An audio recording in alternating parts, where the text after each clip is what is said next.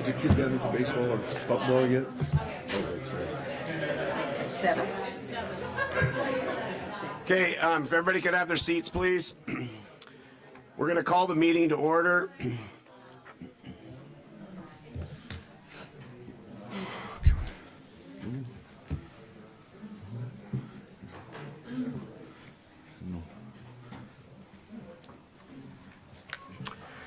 Okay, welcome to the January 2026 regular City Council meeting. We will begin with the Pledge of Allegiance. Leader, Somebody stand. Nancy, read the Pledge of Allegiance. Pledge allegiance To the flag of the United States of America and to the republic for which it stands, one nation, under God, indivisible, with liberty and justice for all. Will the clerk call the roll? Goodlow? Here. Loquist? here. Elliott? Here. Miller? Here. Palmer? Here. Thompson? Here. No proclamations, awards, or recognitions. Before we go to approval of the agenda, does anybody in the audience or council member wish to remove anything from consent agenda and place it on the regular agenda? Hearing none, so we're at item 4, approval of the agenda. Mr. Mayor, I move for approval of the agenda as presented. Second. Motion second to approve the agenda as presented. Any discussion? Hearing none, all those in favor signify by saying aye. Aye. I too will vote aye. Opposed? That motion passes. Consent agenda. Mr. Mayor, I move for approval of the consent agenda as presented. Second. Motion second to approve the consent agenda. Is there any discussion? Hearing none, all those in favor signify by saying aye. Aye. Opposed? That motion passes, and I said aye as well. So we move to petitions, protests, and communications, item 6A. This is page 85 in our packet, and this is the Ellensburg Transportation Advisory Committee. That's a new one, and it's a reappointment. So, Betsy, would you like to introduce?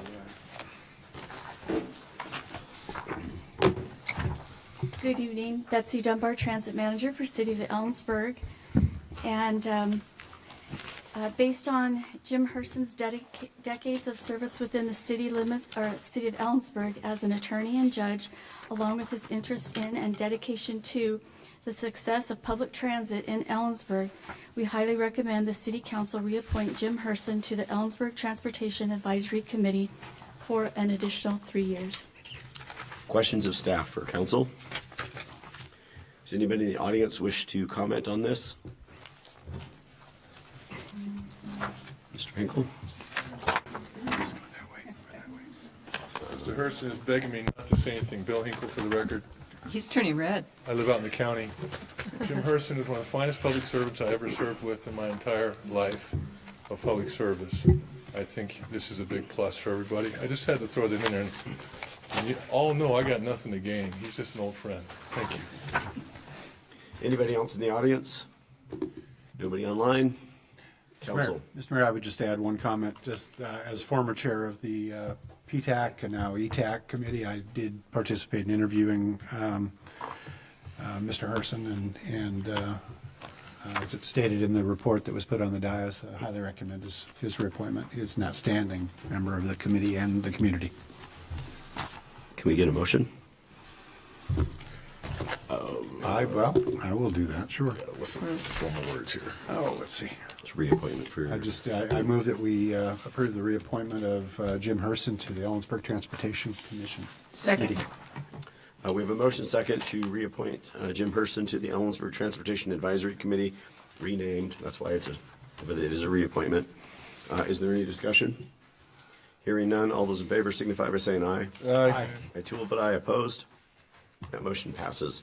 Item 6B, this is a discussion about the replacement educational programs and operation levy for Ellensburg School District. And Superintendent Torno.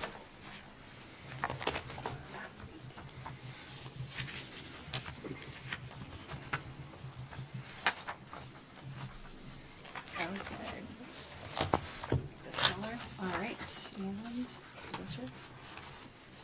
And just for the audience's thing, normally we don't allow positions on ballot measures or anything like that. This is a legal exemption to that process. So And thank you for that. My name is Troy Torno. I'm the superintendent for the Ellensburg School District, and I have our board president along with me tonight, Cindy Cope. And so we appreciate the opportunity just to make you aware of what will be on the ballot February 10th. We know, just as you do, the gravity of asking our community for taxes, and so our replacement levy is an important piece to us with the way that the state is currently funding education. So we'd like to go through just a few of the highlights. I probably won't hit on every slide, but also just encourage you, as if you have any questions that come up or people to ask you, to please refer them to me and to the school district office so we can make sure everybody has information. So we have just over 3,100 students currently in the district, and obviously you can read the schools that we have in place, and the educational programs and operation replacement levy will allow us to continue the same level of services and staffing that we currently have in our buildings. We have about 210 teachers. That does not include substitute teachers or coaches, and 271 support staff, which is everybody else other than our non-certificated staff. So our operation is pretty large. Really, as with everything that you have to have appropriations for in your budgets, we have really been pounded by inflation over the last 2 years, and the state funding formula has not kept up with that. A while back, there was the very famous McCleary decision, a court decision, changing how education was fundamentally funded in the state of Washington, and currently the state legislature has brought us pretty much back to the same conditions that brought about the McCleary case. And also the McCleary fix, in air quotes, that people talk about. There was not a single part of the fix that actually benefited the Ellensburg School District in that. And that's a very long presentation to go for. But really what we need our educational programs and operations levy for is not to add things, but it is essentially to pay for the things that the state now requires us to, and to account for the costs that have gone up. So one of the big fixes in McCleary was how they fund teachers. There used to be funded on what was called a staff mix model. So if you had more veteran teachers, the state reimbursed you more. That was taken out, so it's a flat fee. We continue to have one of the most veteran staffs in the state. Our salary schedule is competitive, but the reality that we have such a large gap is simply because of the experience factor, because every teacher gets paid for the same. And so we'd like them to bring staff mix back. But in the end, our levy supports the fact that we have that veteran staff and that difference. Here's some things that have gone up as they have for the city and everybody else in the world. So I will say on the first one, Heidi was gracious enough to give us a 3 or 4 month advance notice of when that happened. But not everybody does the same thing. But our utility costs have gone up about 21%. In the last 3 years. Our liability insurance has gone up an average of 15% each of the last 3 years. We are currently paying over $1 million for liability insurance. It's gone up over $220,000 in the last couple years. And we are a tier 1 district in that we haven't had any major things against us. So we have a lower increase. It's up to 18%, and it's average 15%. And we don't have other options. We only have 2 options in the state for insurance, and they both basically charge the same thing. Leslie, my assistant, threw in the state auditor's cost. That's not a big chunk of money, but as you know, when state audits every year, you have to pay for it. And so they have continued to raise the prices that we have to pay for them to come in and audit us. Professional services is a big deal. We have a lot of contracts. We contract for some nursing. We contract for occupational therapists, speech and language pathologists, a number of positions that we cannot get full-time employees for, or we don't have enough need to have them full-time. Our contracted services, our professional services have gone up about 15% per year as well. And also, the legislature has promised to fix this, but we'll see if they do. They, starting January 1st, including sales tax on that. So we have to pay sales tax on those contracts, which is not something we had budgeted for, whatever. That's not a ton of amount of money, but the reality is that there are a number of costs, and we could make a much longer list, where inflation is really eating into our basic education allocation. And so that inflationary need is also putting more pressure on our levy. I won't go through all of this with you, but really the question always comes up, does the state fully fund education? And the answer is no. And one of the main reasons I talked about is the staff mix, other aspects, special ed funding. We have to pay about $1 million a year out of our levy to cover unfunded special education expenses. Some of the other we don't get enough for nurses, and Ellensburg has a tradition of having a significant number of nurses in our district. We have a number of diabetic students and students who have severe health reactions, and so we have them on campus for safety reasons. We don't get fully funded for counselors. We don't get funded for many other support staff. So we use our money for that. One of the other costs that's sort of unfunded, and we're working, lobbying the legislature for no more unfunded mandates, as I'm sure you are. Last year, we had, in 24-25, we had $1.46 million in substitute costs. That's for teachers, custodians, all bus drivers, all of our employees. So $1.46 million. We're required by law to provide for all of our full-time employees. We're required by law to provide 12 sick days a year. The legislature reimburses us for a total of 4 substitutes for each employee. So we had $1.46 million in sub costs last year, and the state reimbursed us $92,821. So that's an unfunded mandate that comes down. The majority of that, some of that is us. Some of us, we pull people out for training and pay for a sub while that's going on. But the overwhelming majority of it is sick leave, personal leave, and paid family medical leave. So those are some big expenses for us. You know how the levies work on assessed value, so it's kind of our standard boilerplate for everywhere.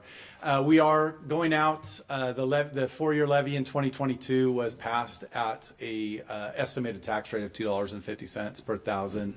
This one is going out at $2.42 per thousand. The state changed a little bit how we calculate stuff, and we collect a set amount. The estimated rates will fluctuate. So, but we're collecting a set amount that will allow us to be able to maintain our services. And we know here. This is also for when we go to other areas that aren't other groups that don't understand how the cost is spread out and how assessed value works. So there's another one with that. So here's kind of what the levy pays for, and I'll give Cindy a chance to kind of step in and talk a little bit about our board perspective. This is not an exhaustive list, but these are things that are on there. One of the things that we're very grateful for in our community that's very unique to a community our size, to be able to have an orchestra program and to be able to provide it as a club at the elementary schools. There's a lot of research about music and how it helps kids learn and develops neural pathways and whatnot. So that's a big one. One of our expenses that has really gone through the roof, besides our utilities and insurance and things like that, is just the cost in supplies, paper and printing and all that kind of stuff. But our instructional materials, when we adopt materials, it's become a subscription economy. If you have an iPhone, Apple doesn't make their money on your handset. They make it on all the subscriptions that you pay for each month, and it nickels and dimes you. Now, it used to be you bought a book. Hopefully it lasted for 6 or 7 years. You bought a few replacement books, you went on.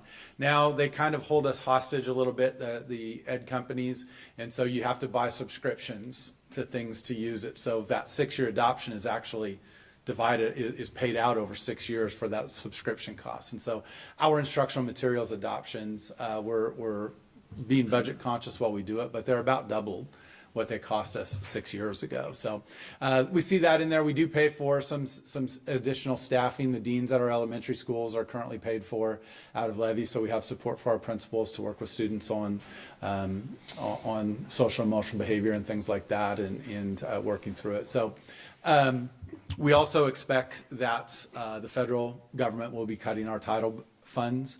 We are not very reliant on those funds, but we do have the ones that we get are very important to us. And so Title II, we don't get a lot of money, but that money is what we spend for professional development for our staff. So we will have to be taking some of that out of the levy. All of our fixed costs, our utilities, our maintenance costs, all those things are things that we're going to have to pay for whether the levy passes or not. So it really, we would have to take them out of basic education to pay for natural gas, to pay for electricity and all those types of things. And so that's it. I'll have Cindy speak just a little bit about to our board's position on the levy. Thank you for inviting us. I guess I'd first like to say Ellensburg has a great history of supporting schools, of recognizing how crucial they are in terms of binding the community together, supporting the next generation being educated. And so this levy is really a continuation of our local share for supporting education. We intended as a board for it not to be a rise in taxes, but rather just a continuation of current levels. The current board is very conscientious. We want to be cautious in these sort of uncertain financial times. And so our goal is to use the money that the community so generously provides as well as we can, given the kind of headwinds we're facing from federal and state, a kind of lack of support. But thank you. And just in closing, I'd say thank you for your time. Thank you for the support. Heidi and I meet regularly, and we really appreciate our partnership with the city as we have a lot of mutual interests and a lot of things that we need to communicate on. And so thank you for this time. If there's any questions in the future, please don't hesitate to reach out to us at the district. We'll be happy to meet with anybody and talk with anybody about our levy, since we know it's pretty serious business, and it's something that we don't take lightly. Before you go, Council? Yeah.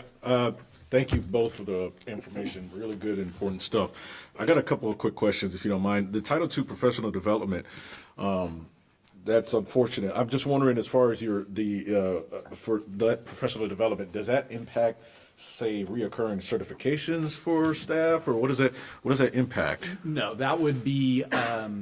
It would impact our ability to provide training to our staff for our initiatives. Gotcha. So our learning initiatives. So you get kind of standstill-ish over a period of time. Yeah. And to be honest, that we have not invested probably historically enough in training, so we're trying to catch up with that now with our new strategic plan and whatnot. Gotcha. The subscription services that you mentioned, is that kind of a state norm?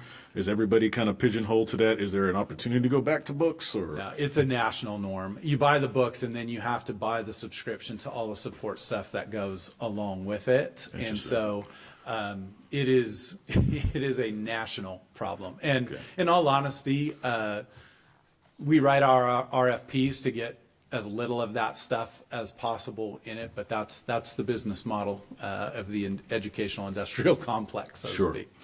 And then the last comment here, kind of question, is with all the federal changes that we've been having and the impacts, obviously this levy is just a decision point in time. We don't know that there might be future changes at the administration level that impact you, and there might be future levies or something like that. Do you have any idea in crystal ball? It's hard to read the tea leaves right now of what could be out there, but any major concerns that you got? Yeah, we have major concerns with the state budget deficit starting out on their maintenance level at, whatever they change their number all the time, but it's over $1 billion. And so up to $2 billion. So we have significant challenges, and we devote most of our time with the legislature, since in our state constitution, education is supposed to be the paramount duty of the legislature, and they continue to invest a smaller percentage of money in it every year. Our biggest concern with that is what they call MSOC, maintenance, supply, and operating costs. And so our MSOC increase since the McCleary decision, they did not build a realistic inflationary factor into that. So, for example, last year, our costs for maintenance, supplies, and operating costs, which is all those, everything that's not teachers or a student-related cost, were $4 million more than the state allocated for us. That was our big regional operation last year was to try to get an MSOC bill that made sense, that was built in with a realistic inflationary factor, so we didn't have to go back and ask for MSOC, and we could budget better. And it almost got to the finish line until they recognized what their budget deficit was going to be this year, so they haven't done that. So we're more reliant. McCleary was supposed to make us less reliant on local levies. In fact, before the McCleary decision, the rate in Ellensburg was $3.46 per thousand. But it's actually making us a little bit more reliant because we don't have realistic inflationary factors, which we all know from our own households as well as our professional lives have been a challenge for us. Thank you. I really appreciate it. Any other questions? Anybody in the audience wish to ask a question? Okay, I have just two things. What's the election date? February 10th, ballot should have been in the mail today. Are you looking for an endorsement? No, we're not. We just want information. We just wanted to provide you with information. Okay, thank you. Yeah. Appreciate it. I got one quick question for staff. Is public education in the state of Washington, is any portion of their utility costs exemptable? Under, Ask your question again. well, you know how there is criteria associated with not necessarily affordable housing, but lower income families for some aspects of utility exemptions or reduction.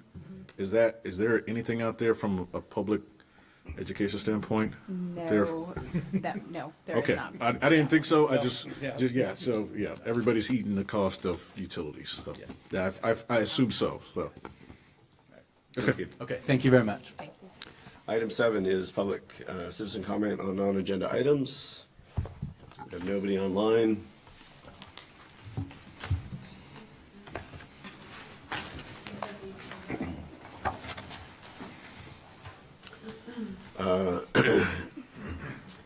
Nobody? Oh, I'm not going to read my script then. Anybody want to speak? Okay.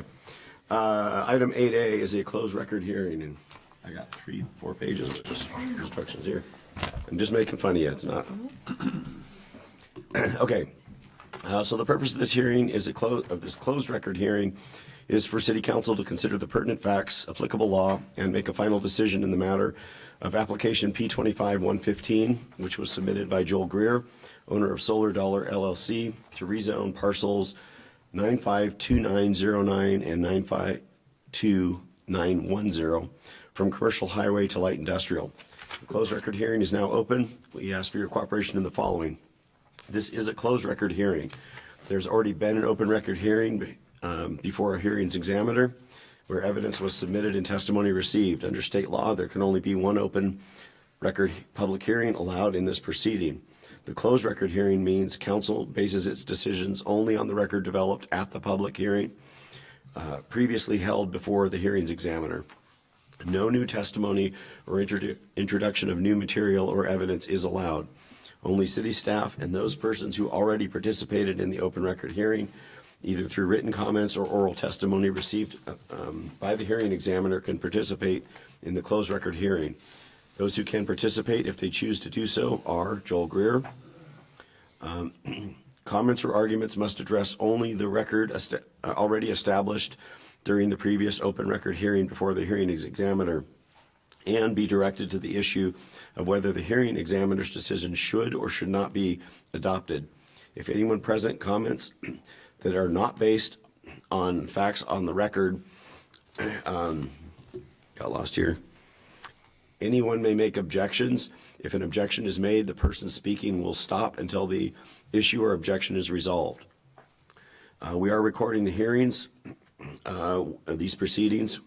If you're invited to speak, begin by stating your name, address, and indicate whether you are speaking for yourself, individually, spokesperson for a group, or both. Speak slowly and clearly.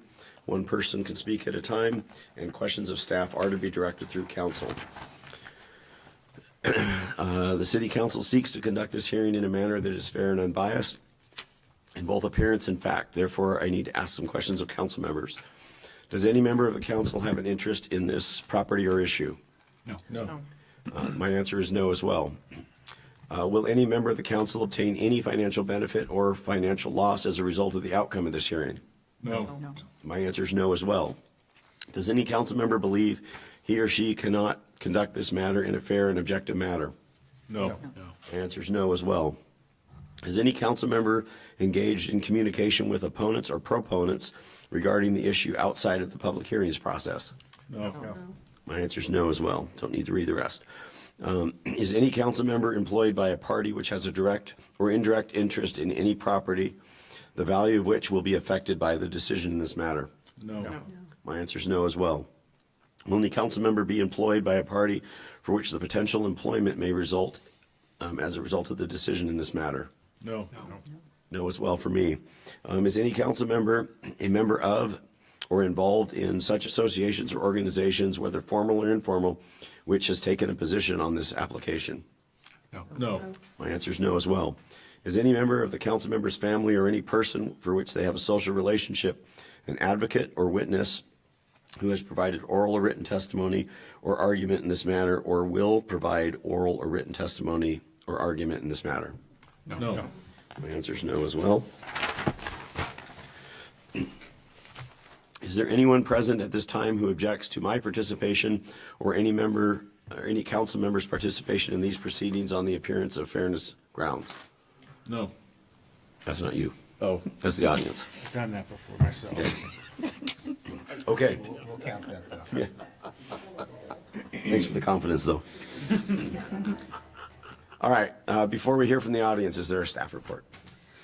Yes, there is. Thank you, Mayor. Good evening, Council. Mark Rudd, Associate Planner with the Community Development Department. This matter is City File Number P25-115. Again, a closed record hearing for the site-specific rezone for property located at 2011 Old Highway 10. This is a 5.82 acre parcel that was recently combined into a single lot of record, being Lot G of Kittitas County Survey, document number 2025-06160017, which combined parcel number is 952-909, 952-910. It's for the purpose of general zoning conformance with an existing use that's already been developed on the land. If you've been past this site, you may have noticed that there are 5 mini storage buildings that have recently come up on the property. And I've got some more information on that a little bit further in the presentation, but the existing conditions, we're talking about this one here, identified with the red text. Again, this common boundary line doesn't exist anymore. It's all combined into a single lot. The existing zoning is commercial highway, and the proposed zoning by the applicant is light industrial, or IL. So the property is developed with mini warehouse facilities. That development was vested under a conditional use permit that was obtained prior to several amendments to the city's zoning code. Effectively, upon adoption of Ordinance 4975 at the end of last year, the light industrial zone is the only zoning district that permits mini warehouse facilities, which is our definition for storage units in city limits, and only with a conditional use permit. So really, the applicant is really just trying to retroactively create some zoning conformance with the existing use that's been developed on the property, and to potentially develop other IL zone permitted uses in the remaining space that is not developed on the property in the future, which would be subject to all the standard review requirements for development with the city departments. The future land use designation for this property is mixed business park, highlighted in the pink here. You can see there are adjacent properties that have that same future land use designation. In the city's future land use zoning conversion table, the IL zone is one of the zones that would implement that future land use category. The rezone criteria are found in Ellensburg City Code 15-250-060 subsection C.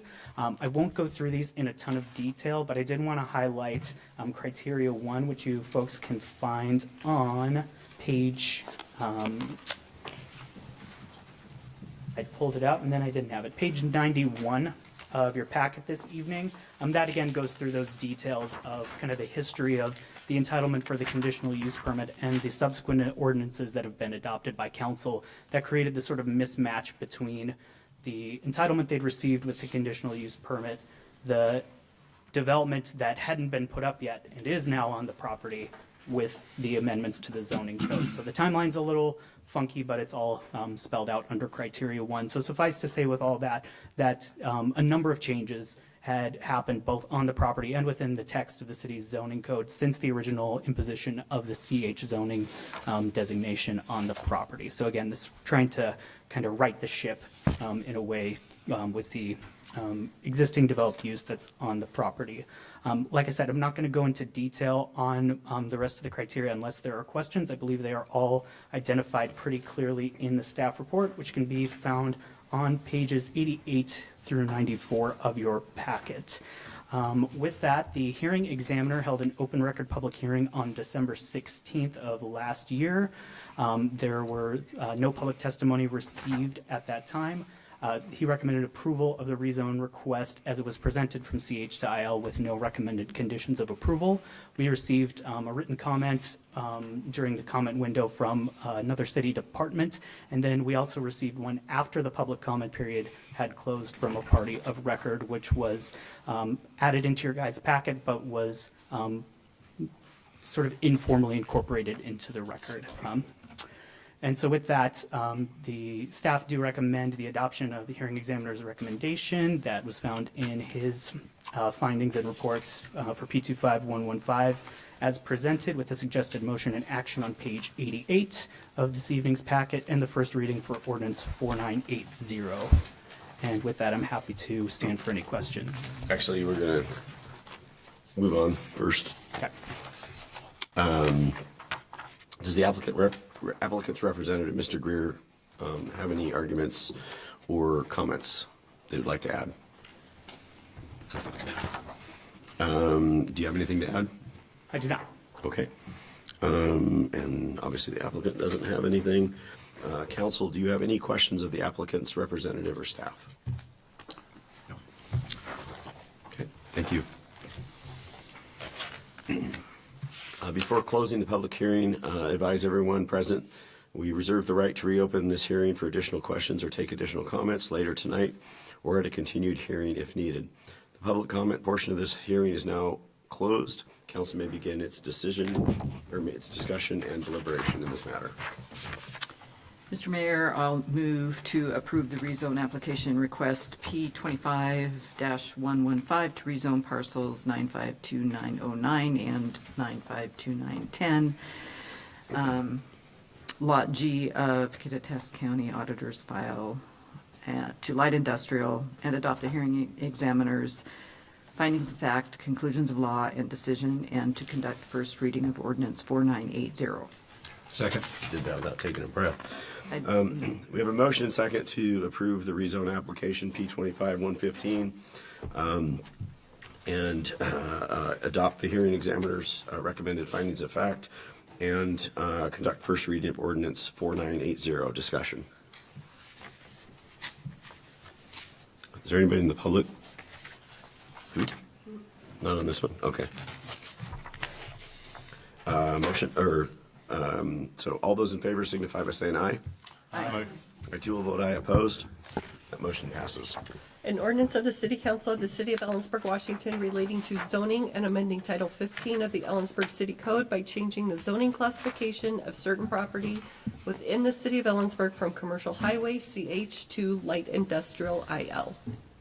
Thank you. Item 9A, page 143. This is first reading of ordinance 4978, which would amend city code regarding sale and disposition of surplus or personal property. There will be an opportunity for public comment. Good evening, Mr. Mayor and Council. I'm Keith Bassett with the city's finance department. The ordinance before you this evening falls under your umbrella of oversight and policy setting role related to accountability of city resources. Usually we're talking about spending city resources and making purchases or maintaining assets. We also think about the other end of the asset's useful life, the processes and procedures city departments follow to dispose of surplus assets. Specifically tonight, the ordinance would update the policies related to determining which articles of personal property, basically anything you can touch that isn't real property, can be surplused administratively and which articles of personal property should require council input or action to deem surplus. This ordinance streamlines surplus personal property disposition for items with an estimated value of $50,000 or less and clarifies the requirements for disposition of all surplus personal property. Until 2018, state law required all personal property originally purchased for public utility purposes to come to council for a resolution to declare the items as surplus before it could be disposed. And that requirement was in effect when the city's surplus property policies were last updated in 2016. With the legislative change in 2018, it has freed up municipalities from some of the red tape administrative burden for particularly small dollar item surplus or even junk items, and no longer would require council action from a municipality. Like the council's delegation of authority to the city manager for purchases of $75,500 or less, this proposed ordinance would set a $50,000 threshold for administrative surplusing and disposal of all personal property.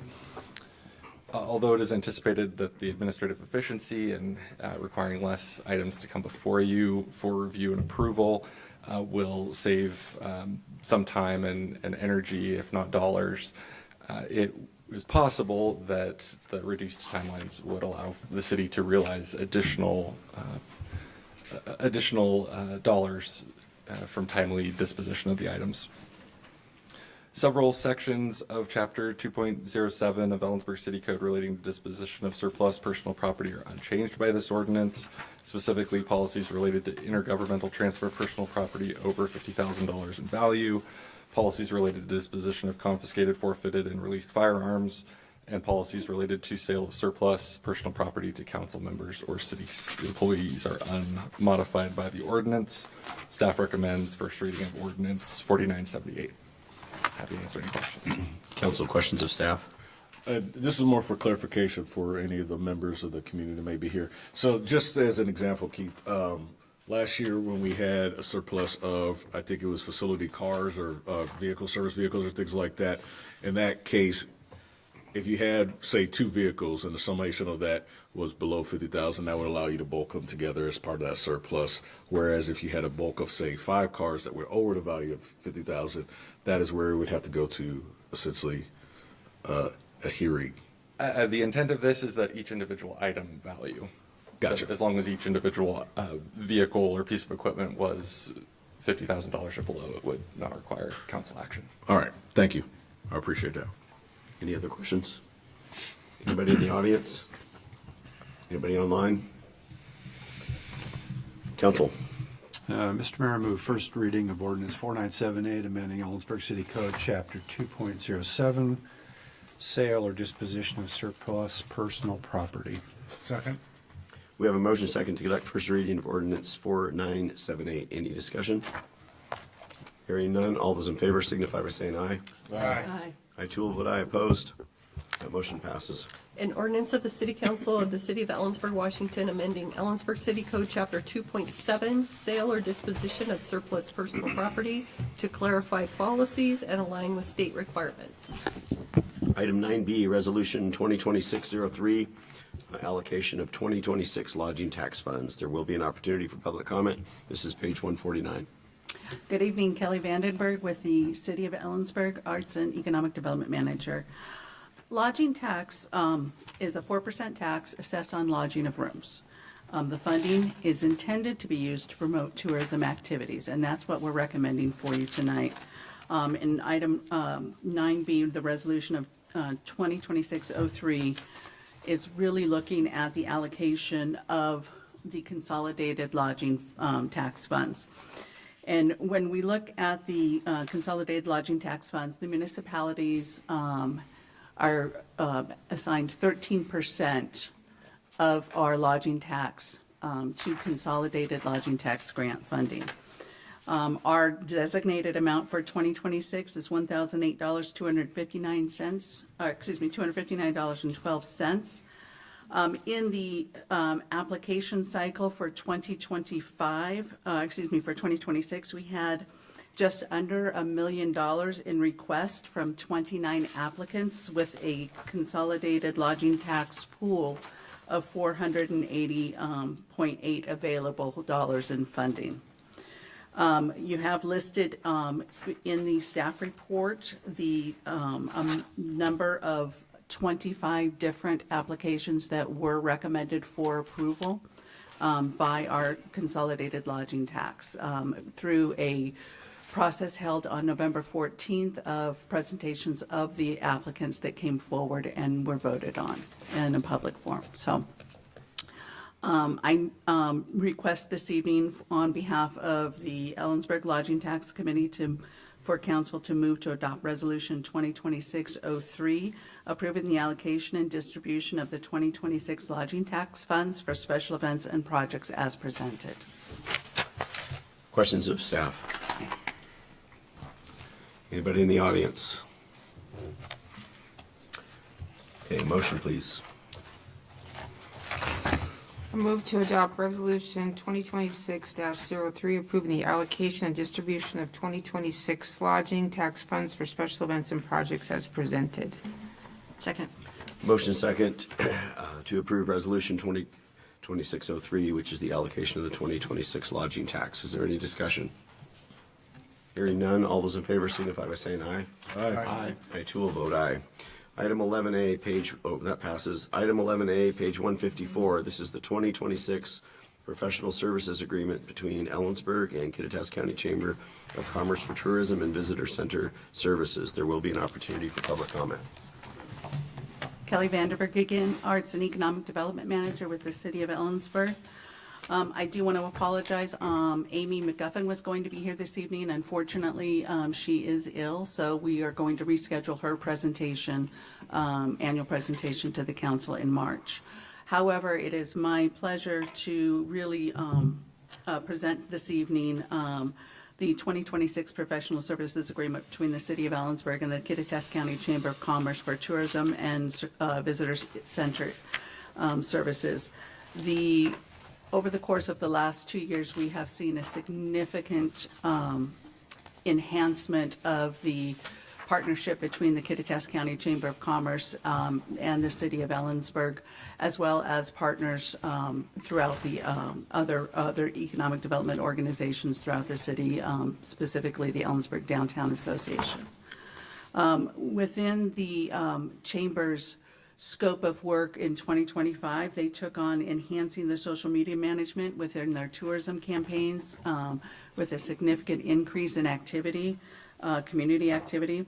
There was a support for development and maintenance of the Ellensburg Community Calendar, which will be launching in February of 2026, as well as the creation of the Ellensburg Creative District page that's living on myellensburg.com. All of those were in increased focused area of their contract. In addition to that, that expanding partnership with the EDA, specifically their Shop Local, Love Local programs for 2026. This will be a joint partnership with the EDA and the Chamber of Commerce. And then an enhanced focus on metrics for 2026 as part of their contract. The Chamber of Commerce partnership on enhancing tourism for Ellensburg has been something that has really grown over the last 4 to 5 years, and I do believe it's just been something that's been wonderful for tourism for the city. So I would request that the council move to approve the 2026 professional services agreement between the City of Ellensburg and the Kittitas County Chamber of Commerce as recommended by the Lodging Tax Advisory Committee and authorize city manager's signature on the agreement. Council, questions of staff? This might be a question for Amy. I was just kind of curious on the success of the visitor center. Specifically, she had numbers on visitors, new visitors to the visitor center downtown, both on event days and then more specifically on non-event days. I'm just kind of curious Are to you see talking about the 609 Main Street Visitor Center or the one at Unity Park? Unity Park. So the Unity Park Visitor Center was a little bit more of an experiment this year. There were parts of the park that weren't quite all the way open, so it really didn't get as much use as a visitor center. As much more of a safeguard, if you will. So there wasn't a lot of metrics to track other than on event days, the park was utilized. I know that for Moments to Remember, there were over 500 people in the park, but specifically keep in mind the park visitor center was open May to September, so the largest event that was tracking there was the Ellensburg Music Festival, which the visitor center was not staffed for that, as well as the hoedown in the downtown, which did have about 450 visitors. So we didn't have the water feature on in time this year for that. So there's a lot of first year stuff with the visitor center and Unity Park that we're relooking at for year 2.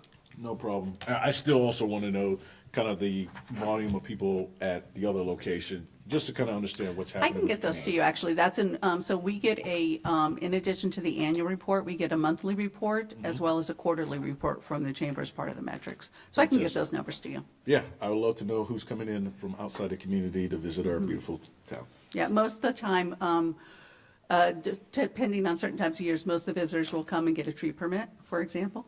So that's always a big one. Yeah, or they'll come in and get maps. Just to make sure I understand this, so the 2026 budget and the scope of services does not include the visitor center at Unity Park? It does Is that not. right? Okay. No, for 2026, we're reimagining what that looks like with in-house services. Okay. No further questions? Anybody in the audience? Nobody online?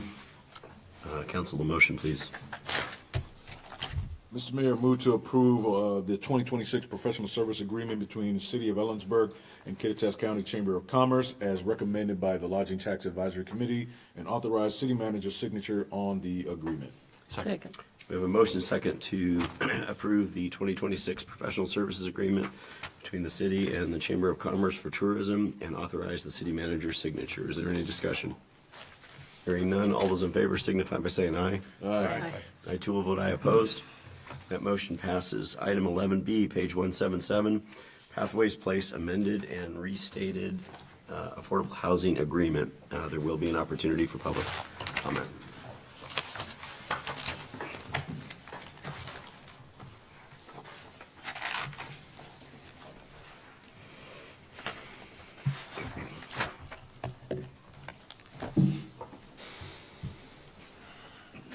Do you need help with a share?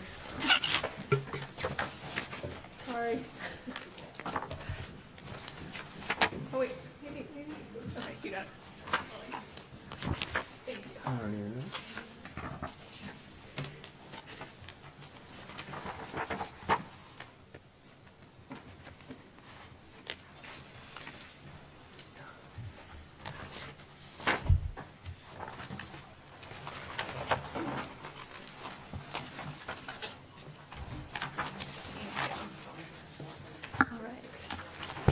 Good evening, Mayor and Council. Lily Fry, Housing Program Manager.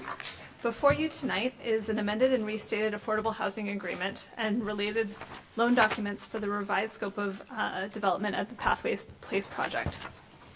The documents detail the revised plan for 78 units across 3 residential buildings and 1 office clubhouse building on the site.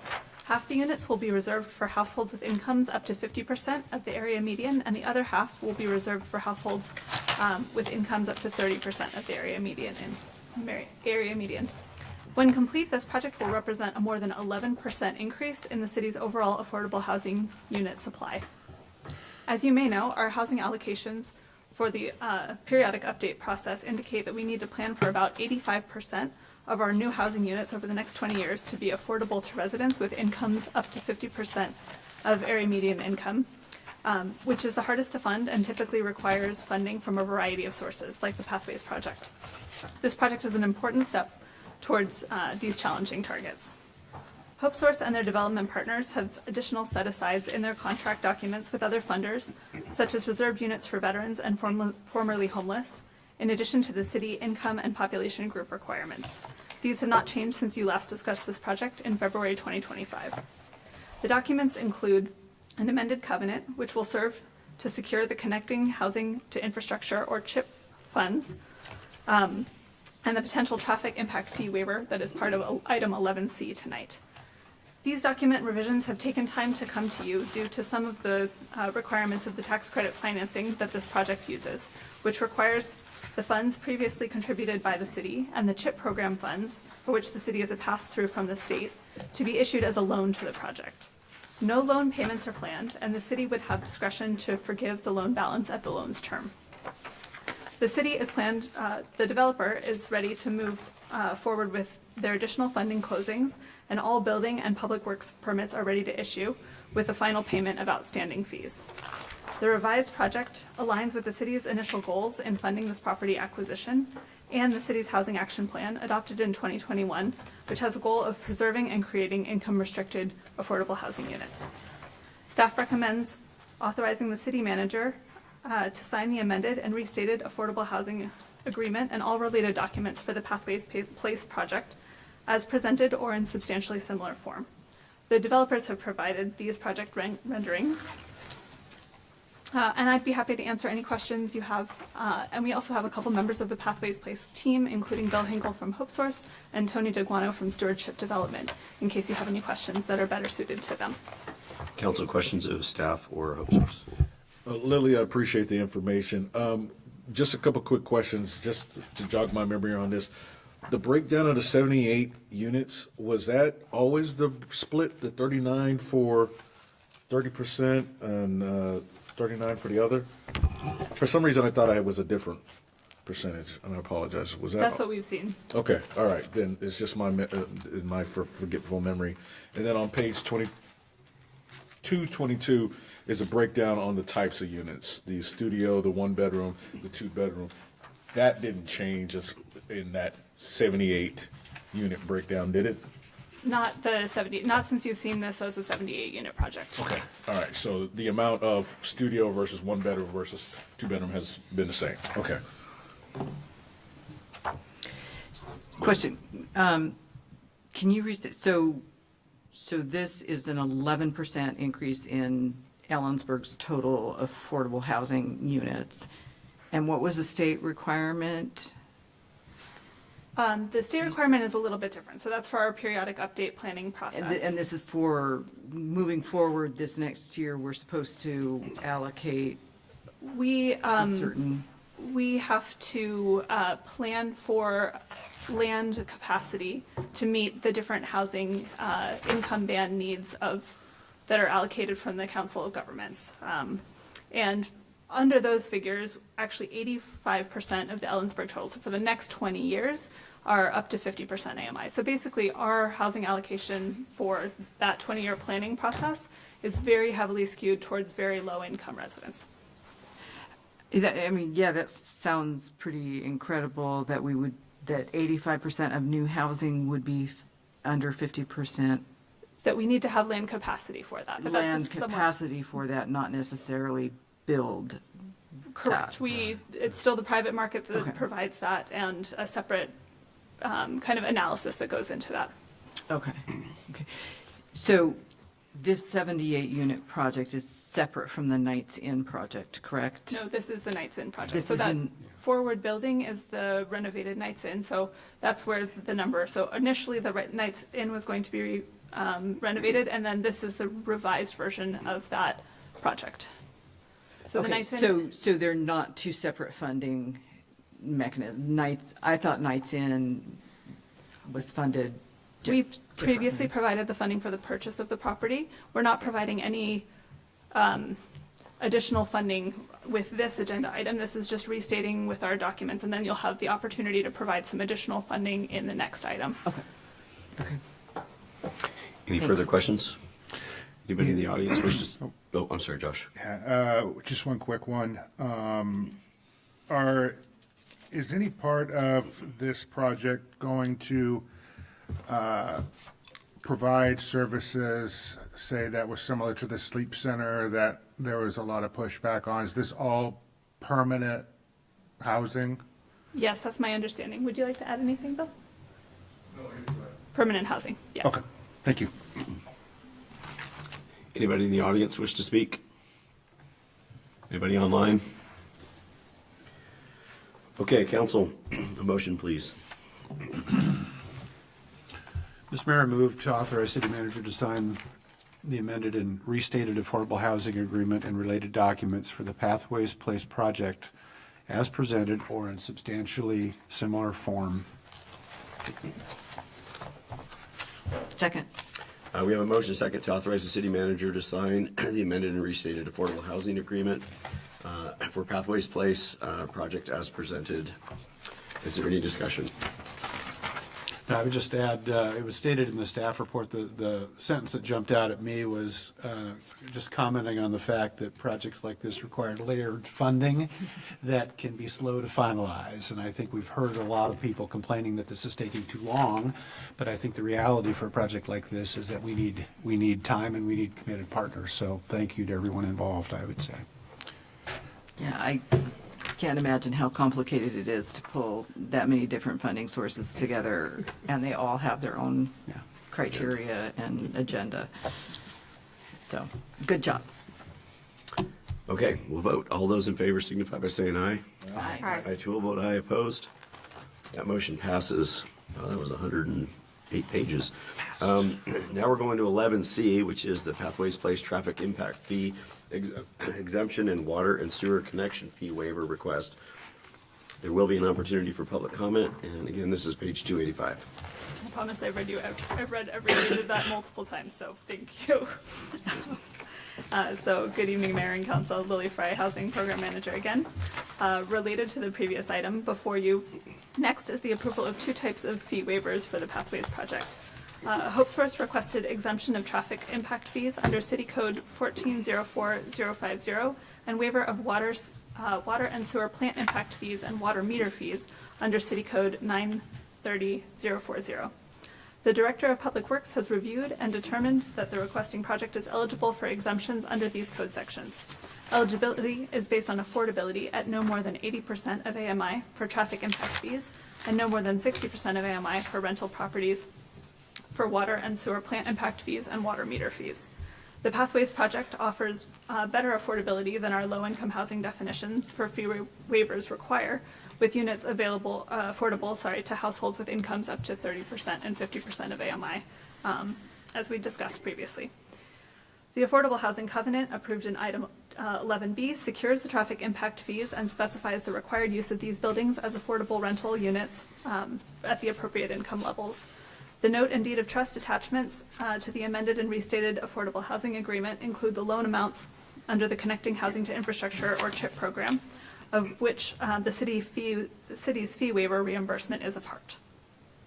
If council approves a full waiver of the water and sewer plant impact fees and the water meter fee, CHIP funds will replace these fees, valued at $32,120 with no financial impact to the city. The traffic impact fees for this project would be $22,446.48. If council grants the full fee exemption, affordable housing sales tax funds will be used to replace the exempted fees, ensuring no reduction to traffic impact funds. The available affordable housing sales tax accounts would be reduced accordingly. As of December 2025, the unallocated balance in this account was about $2.7 million. These exemptions and waivers provide modest contributions to this project, which supports city housing affordability goals by significantly increasing the number of deeply affordable units available in Ellensburg.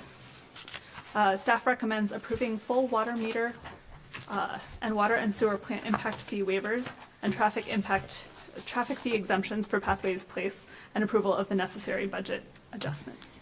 And again, happy to answer any questions. Thank you. Any questions of staff? Anybody in the audience? Online? Can we get a motion? Mr. Mayor, I move to approve full water meter and water and sewer plant impact fee waivers and traffic fee exemption for Pathways Place project and approve the necessary budget adjustments. Second. We have a motion second to approve the full water meter and water and sewer plant impact fee waivers and traffic fee exemption for Pathways Place project and approve the necessary budget adjustments. Is there any discussion? Hearing none, all those in favor signify by saying aye. Aye. I too will vote aye. Opposed? That motion passes. Item 12A, page 289. This is the manager's report.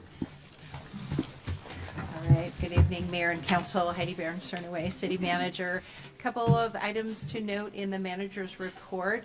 We do have the Ellensburg Safety and Police Community Interaction Survey out right now. I will ask our staff in my office to send you all a link to it, so you're welcome to share that out. So we are getting responses trickling in, but we want to make sure to get as broad a reach on that survey as possible. We do have the intent to do a community survey, probably the second quarter of this year, to look at community priorities as part of our budget process and something that we can repeat. And so we'll have a more general survey out. Again, the second quarter is the intent for that, but this is out through the end of January. So please share, and it is on the EPD Facebook, the link, and we have paper copies at Ellensburg Police Department. Wanted to check council's interest on future coffee with council. We've been doing those for the last few years, opportunity for folks to come visit with a couple of council members. We did 6 sessions this last year, and if you would like to do more of those, we can do 6 or we can do more, and we'll locate those around the community. I guess I would give my feedback. The ones that we're co-located on, the ones that were co-located, don't worry about it, unless it goes down in the electronics. Sorry. All good. All right. The ones that are co-located with other events, I think are absolutely worth it. And it's not to say that 2 or 3 people talking to council members isn't worth it, but it's a fair amount of expenditure and a huge thing of coffee. So I would rather focus on events that are co-located so that we get a higher level of participation. And not do the ones that are sort of independent. You can look for those, and if you have specific events, let us know, and then I'll work with Gretchen, and we'll schedule some for the summer. Yeah, they're definitely supportive of continuing that. Every time that we had one, or at least that I participated in, I think the community was very appreciative of having kind of a non-diocese conversation. Excellent. We've heard some positive feedback from those, and so we'll work with you on those as well. Just a reminder, there's some language in the manager's report also about the comprehensive plan. Some of the discussion tonight during the study session was making sure we engage our boards and commissions in the comprehensive plan update. This is a major rewrite we're doing, so our goal is to, 1, do some additional outreach. We'll have some online tools that'll come, and that will really hit on a variety of elements of that plan. We call the chapters elements. And we have asked the boards and commissions to designate a liaison so we can come together and have discussions and have members of the different boards and commissions there, and then they can report back also to their committees and commissions. So you do at your next study session on February 2nd have an update to the comprehensive plan, so we'll roll out a little bit more information about that and some early learning, especially when it comes to the land capacity analysis and land use. Another reminder, your council retreat is coming up, and that is February 6th. We're going to do a truncated version that's really going to involve kind of an orientation to priority-based budgeting. And so on the dais, do you have a printed handout? I'm not seeing it. No, I'm sorry. Okay. It's over here. It should be a nice thick. Mine's all wet. What's that? All right, that may have been missed, and so, yes, and so we'll make sure you get copies of that. We'll try to get that in your mailboxes this week. It's about a 40-page book, and it's really a primer on priority-based budgeting. We'll do, no. This is the This is Ellensburg Academy, correct. So we'll get you some information and schedule an efficient use of your time for that retreat. Again, that is Friday, February 6th. We'll do a soft start at 8 o'clock, and we'll try to get everybody out of here by 12:30. All right, and then lastly, just a reminder that the Ellensburg Academy, we're going to try to do things differently this year. We know how important it is to help to continue to offer educational opportunities about what our city does and about our city services. We provide a valuable resource to our community, so we're setting this up as a 2-evening session. We want to get at least 50 people to join us, and so will be at Howell Homes. The dates are March 11th and 18th. From 6 to 9 p.m. We'll have a registration out very soon, and you can actually get an Ellensburg Academy hat and a certificate for completing the program. It's 6 hours, and we'll be sharing a lot of information about our city, and then also asking people for some feedback. And so we'll also have some follow-up field trips, and so folks who participate will have the opportunity to see sort of inside some of the city services as See well. the sewer plant. Yes, you can. That's awesome. Absolutely. Just a suggestion. I've been doing some presentations with like the American Government Civics classes at the middle school and at the high school, and that the high school may be a really good way to maybe engage some kids. Absolutely. We'll reach out. So, and this is what your priority-based budget book should look like. I think we missed that. Okay. We'll take care of that. See here.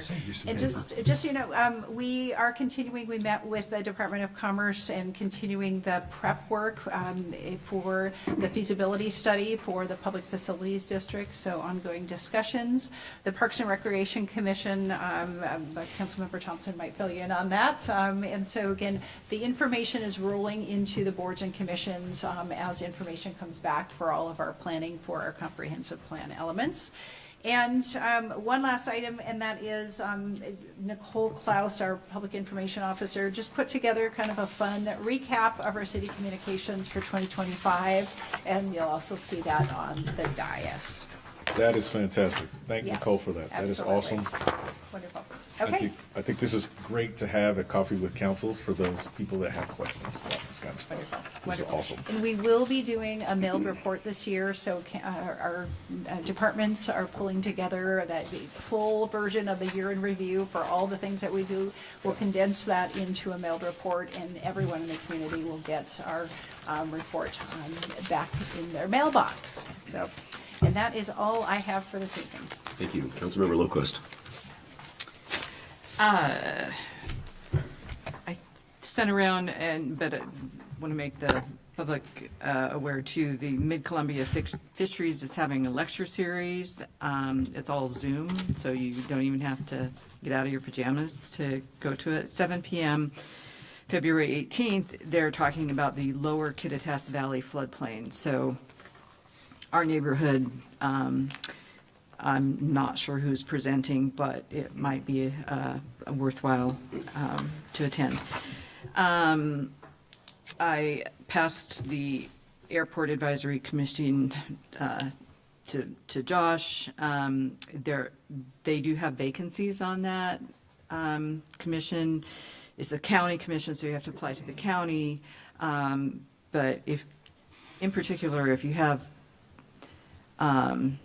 real estate or business development skills, I think you'd be useful in envisioning how to develop Bowers Business Park, which was my goal on that committee. I attended my first Ellensburg Transportation Commission meeting. I had forgotten that I was to be chair of that, but made it through. No. It's not required. It is not. Okay, so I chair of that. I didn't go back and read the bylaws, but so we can vote for someone else if we want. Great. And then I attended the library birthday today at 4:30 and had a piece of cake. Last week, the Utility Advisory Committee was canceled for lack of quorum, and there is one vacancy on that commission. If you are an Ellensburg utility customer, you could serve, which means you don't have to be an Ellensburg city resident necessarily, because our natural gas service is well beyond our city limits. So So if you get natural gas, or if you're in the UGA and you get services, you can still apply for that position. It's probably a very interesting committee to be a part of in 2026. As it has been. As it has been, and will continue to be. Yeah. So, that's it. Nancy, good luck. Yes. We had a DI commission meeting last week, and we are scheduled next Monday to interview 4 applicants we have 4 positions vacant on the commission, and we will be interviewing 4 applicants. It's still plenty of time for others to apply if they would like to consider serving on that commission. We also, at this point, don't have any applicants who are from the county. So that would be something somebody might be interested in from the county. We can have 1 position with a county representative. I missed my first Parks and Recreation Commission. It's a long story, and that's all the comment I'm going to make. We have COG tomorrow night. We'll be doing a number of things, looking at several projects across the county for some of the funding that we have available.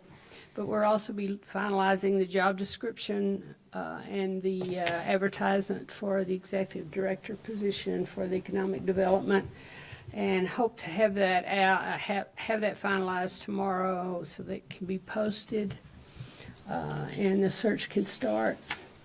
And we'll keep you posted on how that goes. Sarah? Well, unfortunately, 26 has had kind of a bumpy start for my family, so I have no report because I did not make any of my meetings this last week. So, Josh? Yeah, was that Parks on, what was that, Tuesday or Wednesday last week? I remember. I did want to say a big thank you to Councilmember Lilliquist.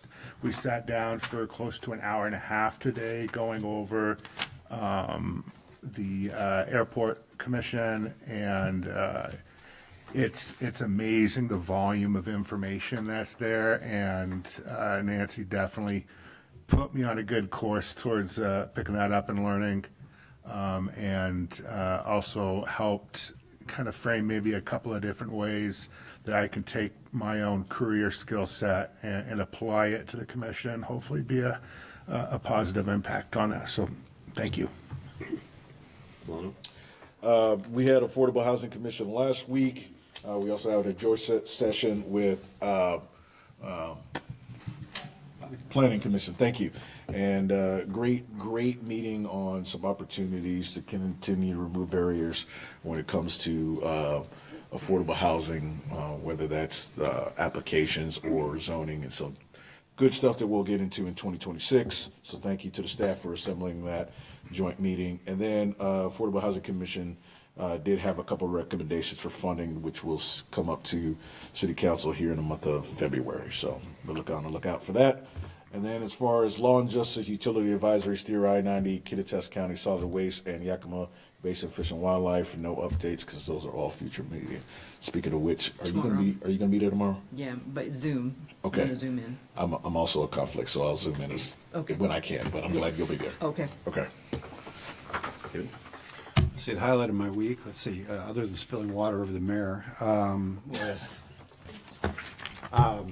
Lots of work has been done. Well, I figure the only thing missing was the hose, so okay. I attended the joint meeting of the Planning Commission and Affordable Housing Committee last week. It was good. Lots of good exchange, lots of good dialogue on the comprehensive plan efforts going forward. Interesting. One of the topics that came up was a couple of commission members started discussing the idea of changing the airport overlay zone to make it less burdensome, and for the reasons that you might expect for developing housing.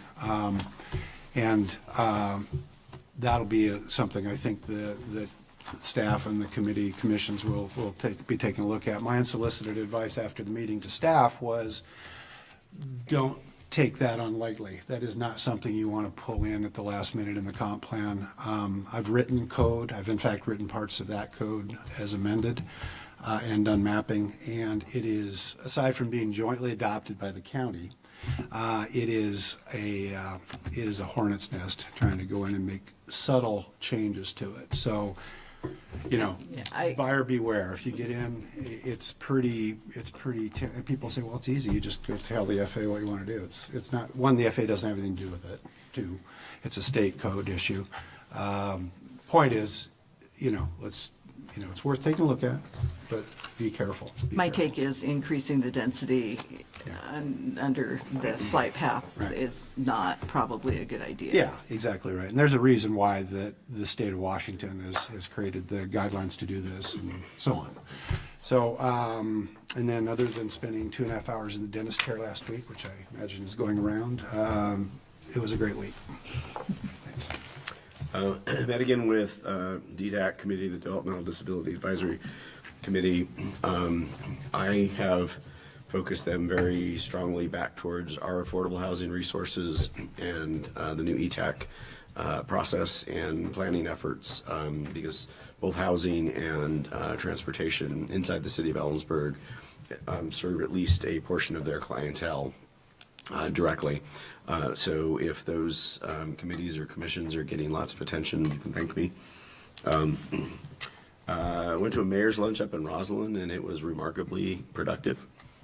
Lots of cooperation, county, 5 cities, across the board. We're starting to really sort of get past that, the idea that there's competition and find common ground, and I think that that's resonating at the state level and making us more competitive when we're looking for money and consideration. Like Nancy said, COG's got a couple of big projects in process now. I've been meeting with Heidi and elected officials, public works, utilities people from the city of Enumclaw on the CCA stuff, trying to get some further consideration from the legislature on how the city of Ellensburg and the city of Enumclaw navigate the CCA and things that probably weren't considered when they wrote the law, and having some success. Not me, Josh and Heidi and those people are having success. I just kind of get to watch, so that's kind of cool. So yeah, that's mostly good. So we're adjourned.